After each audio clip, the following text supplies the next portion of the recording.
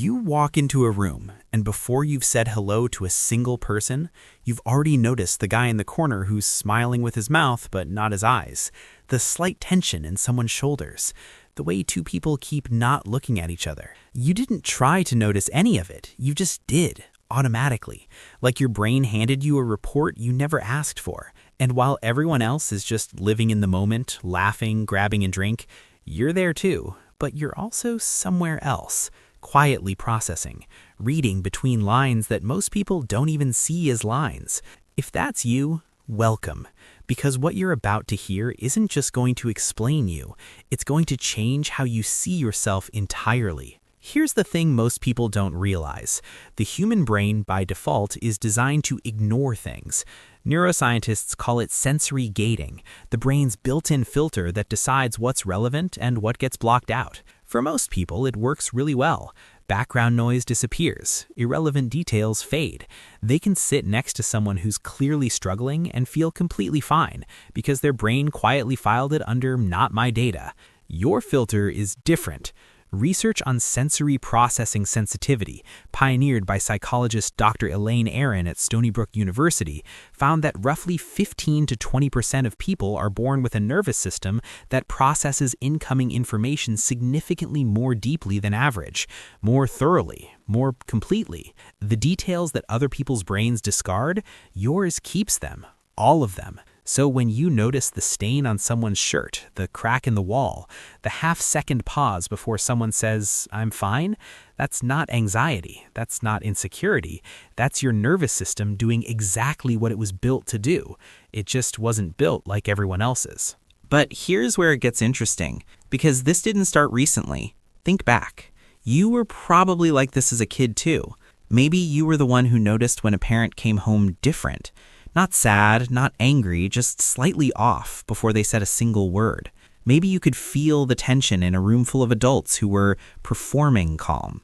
Maybe you learned early that what people say and what's actually happening are often completely separate things. And your brain, being brilliant and adaptive, made a decision. Not consciously, but neurologically, it began treating the world like a puzzle where the real information is always hidden one layer underneath. So it got better at looking.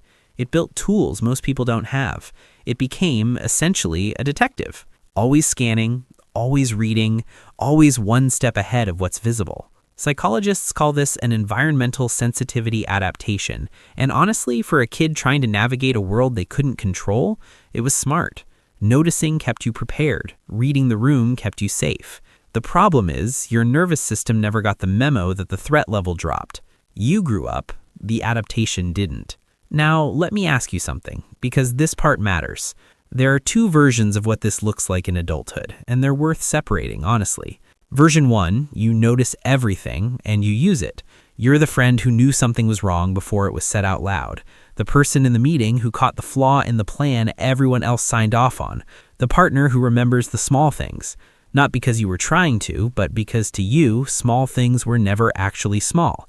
In this version, the sensitivity is a skill. It gives you depth. It makes you irreplaceable. Version 2, you notice everything, feel everything, carry everything, and it costs you. You leave social situations exhausted in a way you can't explain. You replay conversations not because you're insecure, but because your brain is genuinely still processing them. You absorb the emotional weight of rooms you walked through hours ago. In this version, the sensitivity isn't the problem. The absence of any off switch, that's the problem. And here's the honest question worth sitting with. Which version are you living in right now? Are you using what you notice, or are you drowning in it? Because both versions come from the same trait. The difference is whether you've ever been given permission to manage it, or whether you've just been told to stop. Let me tell you what people usually tell you instead. You're overthinking. You're too sensitive. Not everything means something. And I want to be clear about what's actually happening when someone says that. They're not lying. They genuinely don't see what you see. They're not being dismissive on purpose. They just don't have access to the same data. Their brain filtered it. Yours didn't. It's not that you're manufacturing problems, it's that you're perceiving things that are genuinely there, things that simply didn't survive other people's mental filters. You were never overthinking, you were overperceiving. There's a difference. One is a flaw, the other is a feature. So what does this mean for you going forward? It means the awareness you've spent years quietly apologizing for, the noticing, the reading, the feeling. It's not something to fix, it's something to understand. Because when you understand it, you stop being at its mercy. You start making choices about what to carry and what to set down. You start recognizing that your sensitivity isn't a sign that something went wrong with you. It's a sign that your brain developed a very specific, very rare capability. The world genuinely needs people who can see past the surface, who can sit with nuance, who notice what's unsaid, who catch what's hidden, who won't accept the polished version of things as the whole truth. Those people are not a burden. They are quietly some of the most important people in every room they walk into. Stop shrinking the awareness. Stop treating depth like it's a disorder. You don't notice too much. You notice more accurately than most people ever will. And someday, maybe it's already happened, someone is going to look at you and say, "You were the only one who saw me." That's not a coincidence. That's not luck. That's you. If this resonated, please like the video. And if you want to support more deep dives like this, hit that subscribe button. I would genuinely appreciate this.